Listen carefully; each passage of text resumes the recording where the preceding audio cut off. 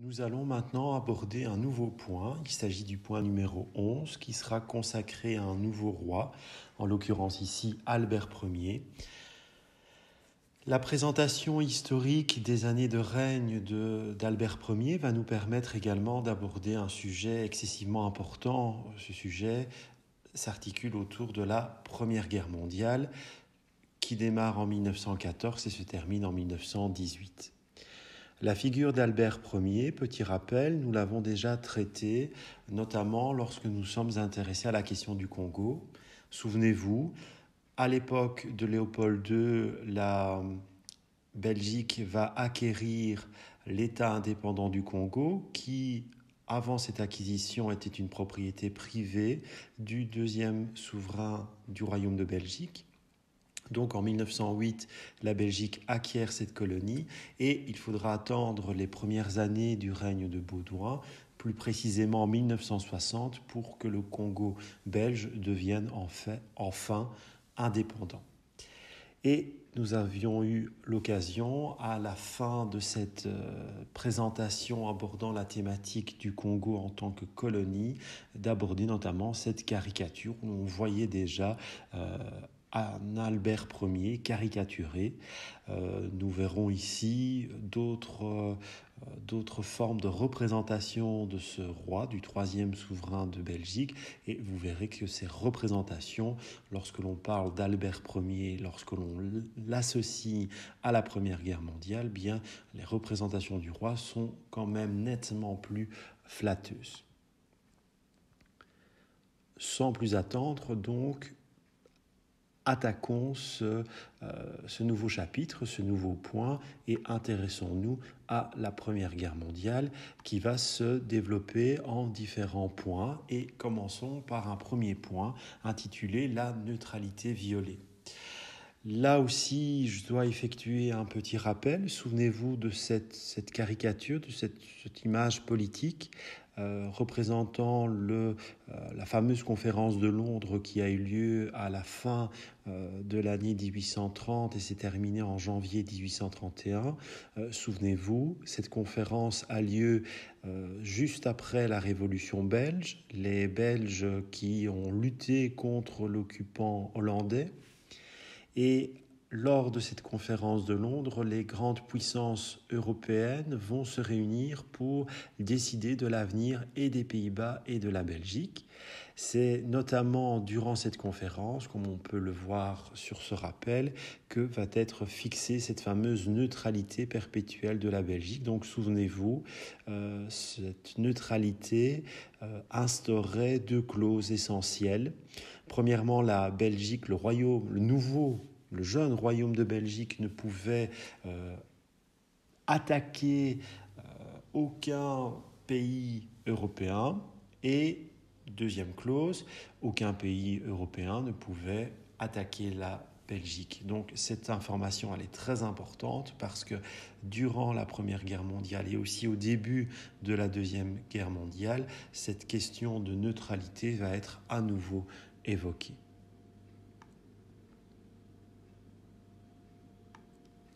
Mais avant d'aller plus loin dans le développement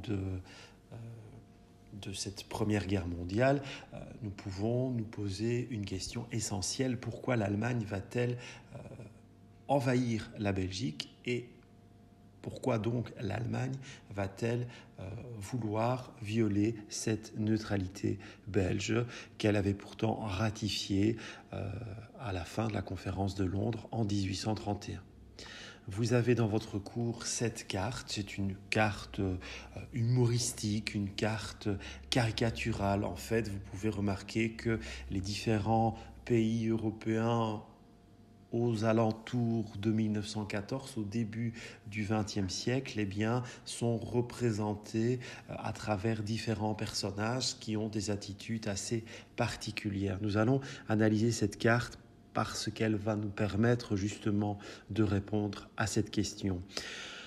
La Prusse ou l'Empire allemand de l'époque, eh bien, nous le voyons représenté ici. Vous reconnaissez deux soldats lourdement armés et on peut remarquer tout de suite qu'il s'agit d'un soldat allemand. Pourquoi ? Bien parce qu'il porte ce fameux casque à pointe dont vous avez une représentation dans le bas de la diapositive. Et cet empire allemand, au début du XXe siècle, on voit par ces deux soldats qu'il est à la fois tourné vers l'Est et à la fois tourné vers l'Ouest. Ainsi, si on se penche sur l'Est, eh bien on voit que ce premier soldat va tenter de repousser et même de menacer à l'aide de son arme, de son fusil avec baïonnette, la Russie, l'ogre russe qui est représenté là de manière assez inquiétante. Et de l'autre côté, si maintenant nous nous tournons vers l'Ouest, nous voyons un deuxième soldat qui est en train de menacer la France qui est représentée sous l'apparence d'un soldat, un soldat français de la fin du 19e siècle, du début du 20e siècle. Et ce qui est très intéressant pour nous, pour notre thématique, c'est que ce second soldat prussien tient dans la main une arme à feu. Et cette arme à feu, elle épouse les contours de la Belgique. La Belgique, sur cette carte caricaturale, est représentée par une arme à feu.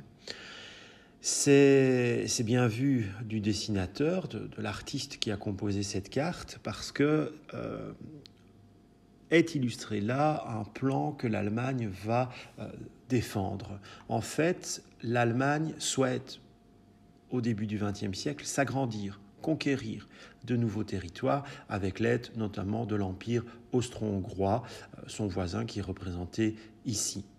Et le problème géographique de l'Allemagne de l'époque, c'est qu'elle est encerclée, elle est prise en tenaille entre trois grandes puissances qui ont justement, vers la fin du XIXe siècle, scellé des alliances, la France, la Grande-Bretagne ou plus largement le Royaume-Uni et la Russie. Cette Allemagne, elle est prise en tenaille et elle souhaite se développer.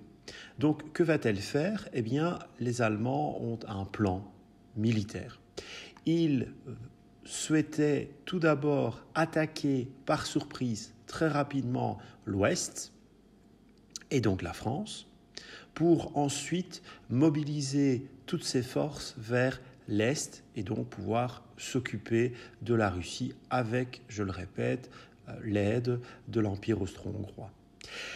Pour prendre par surprise la France, l'Allemagne a un plan, c'est de passer par notre pays, c'est de passer par la Belgique pour aller attaquer la France.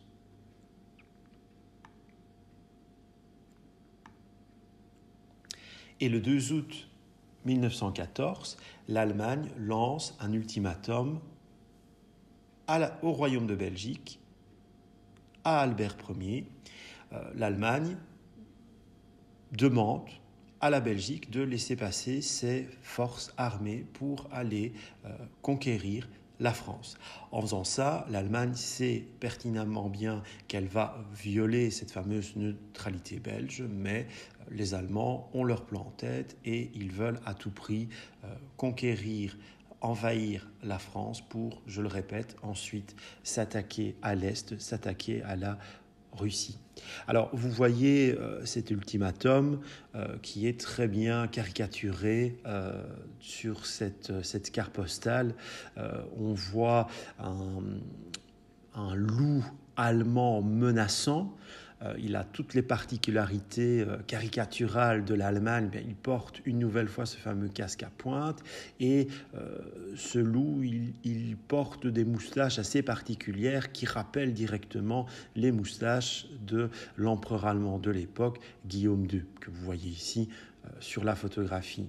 Et face à ce loup menaçant qui menace le jeune royaume de Belgique, eh bien, nous retrouvons un agneau qui représente justement ce jeune royaume de Belgique qui se veut neutre, qui défend sa neutralité, qui refuse de pactiser avec les Allemands ou avec les Français, mais qui est, on le voit ici, de manière assez candide, qui est prêt au combat, qui est prêt à affronter ce loup ou cet ogre allemand. On voit aussi ce type de représentation à l'époque, mais fatalement le combat paraît largement disproportionné. Vous avez ici une autre affiche qui vous montre une nouvelle fois ce combat entre la Belgique et les forces allemandes. Donc ici, dans cette caricature, l'Allemagne est représentée sous la forme d'un aigle, l'aigle prussien, l'aigle allemand, qui fait directement référence aux armoiries allemandes de l'Empire allemand de l'époque. Et on retrouve une nouvelle fois cet aigle qui est casqué du fameux casque à pointe allemand. Et chose intéressante, nous avons déjà vu à travers les pages précédentes du cours, à travers les autres vidéos, que la Belgique pouvait prendre différentes formes.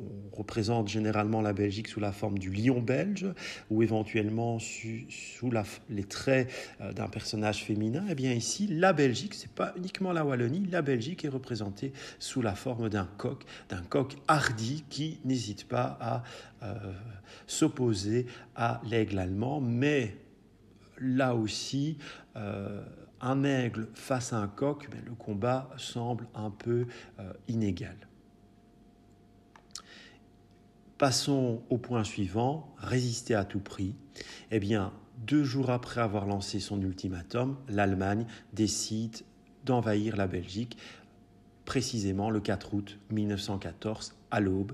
Et nous voyons sur cette caricature, eh bien la dame Belgique qui se défend de cet envahisseur allemand. Et nous voyons à l'arrière-plan à gauche une autre personnification, cette fois-ci du Luxembourg, qui pleure. Qui pleure pourquoi ? Eh bien parce que les Prussiens, les Allemands, les soldats, les armées allemandes ont déjà envahi le Luxembourg et ont déjà fait énormément de dégâts et pire encore, énormément de victimes. L'invasion allemande en 1914, ça vous devez véritablement avoir bien conscience de ça, elle va être vécue par la population belge comme un véritable carnage. Pourquoi ? Parce que les Allemands vont faire énormément de victimes. Chez les soldats, fatalement, il y aura des victimes dans les 2 camps, mais malheureusement également aussi auprès de la population civile, auprès des civils belges. Donc, le 4 août 1914, on peut le voir sur cette carte, eh bien, l'Allemagne fonce littéralement sur Liège, qui est une première place forte qui doit être occupée par l'armée allemande s'ils suivent bien entendu leur plan. Et là, que se passe-t-il ? Surprise pour les Allemands. Eh bien, la Belgique mobilisée va riposter, va faire face à cette armée allemande et donc la ville de Liège va résister. Les soldats belges et liégeois vont résister jusqu'au 16 août 1914. C'est une information très importante. Pourquoi ? Eh bien parce qu'entre le 4 août et le 16 août, eh bien les autres pays européens ont eu un court laps de temps, certes, mais ils ont quand même eu un certain temps pour mobiliser leurs armées et se préparer justement à entrer en guerre contre l'Allemagne. C'est ce qui se passe justement dans les premières heures du 4 août. Dès que les Allemands violent la neutralité belge, eh bien, les Anglais et par la suite les Français vont déclarer la guerre à l'Allemagne, à l'Empire allemand. Et nous voyons cette résistance belge, et notamment la résistance de la ville de Liège, qui est en quelque sorte glorifiée sur ce dessin où l'on voit cette dame belgique victorieuse, ou est-ce peut-être une représentation féminine de la ville de Liège qui va résister et même essayer de déplumer cet aigle allemand qui a perdu sa couronne impériale. Une autre représentation qui nous emmène cette fois-ci à Dinan, que l'on peut percevoir à l'arrière-plan. Et là, nous voyons le lion belge qui est blessé. Il a été blessé par cet aigle prussien, cet aigle allemand impérial, mais nous voyons que le lion tient bon. Il adopte une position de blessé, mais il semble toujours paré, il semble toujours avoir assez de force pour s'opposer à l'aigle allemand. Continuons l'analyse de cette carte pour finalement remarquer qu'après la prise de Liège, vous allez avoir déjà une grande partie de la Belgique. On pourrait dire même déjà plus de la moitié du territoire belge qui va être envahi par les troupes prussiennes. Et nous avons un deuxième affrontement très, très important qui a lieu dans la ville d'Anvers et qui se passe le 23 août 1914. Donc vous voyez, l'avancée allemande est quand même freinée par la résistance de l'armée belge.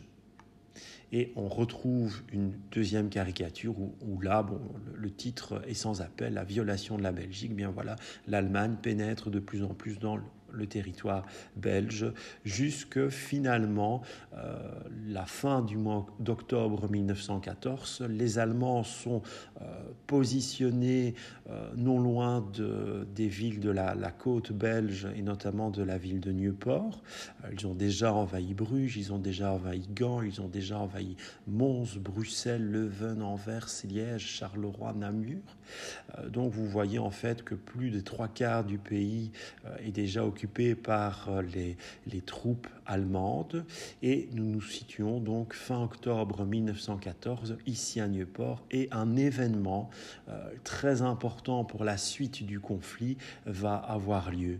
L'armée belge va choisir d'inonder volontairement la plaine de l'Isère, et l'histoire collective, la mémoire collective a décidé de conserver le souvenir de ce personnage, un certain Hendrik Gerhardt, qui en fait est un éclusier, et c'est lui qui va aller ouvrir les écluses de Nieuport afin d'inonder la plaine de l'Isère, et donc ces inondations vont provoquer irrémédiablement la fin de l'avancée allemande. On retrouve cet épisode, la fin octobre 1914, sur cette autre caricature où on voit notre petit garçon bien connu de Bruxelles, le Manneken-Pis, qui est coiffé de la coiffe des soldats belges de la fin du 19e siècle et début du 20e siècle. Et notre Manneken-Pis, une nouvelle fois, comme d'habitude, il urine. Mais il urine sur qui ? Sur un soldat allemand. On le reconnaît bien avec son casque à pointe, qui présente un visage quand même excessivement surpris. Et donc, on voit le titre qui est une nouvelle fois sans appel. La Belgique se défend par l'inondation. Référence directe, bien entendu, à l'action d'Hendrik Gerhardt, qui a permis donc de stopper net l'avancée allemande. Et donc, vous avez 2 temps dans cette année 1914. Les Allemands vont envahir la Belgique progressivement, donc on peut vraiment parler d'une guerre de mouvement. Et finalement, cette guerre de mouvement, elle cesse avec l'inondation de la plaine de l'Isère, et va venir se construire une ligne de front.